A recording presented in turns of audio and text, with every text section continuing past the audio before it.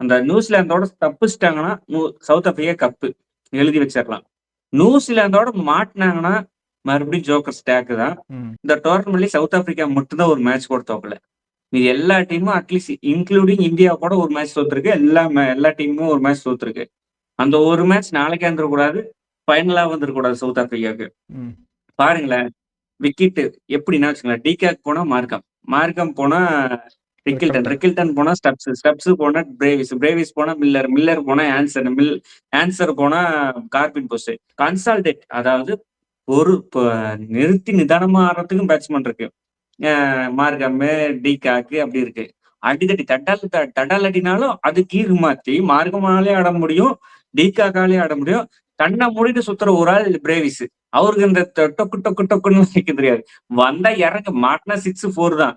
அது மாதிரி ஸ்டேஜ்ல இருக்காங்க. சவுத் ஆப்பிரிக்கா வந்து நியூசிலாந்து கிட்ட தப்பிப்பாங்களா இல்லையான்னு மட்டும் தான் பார்க்கணும்.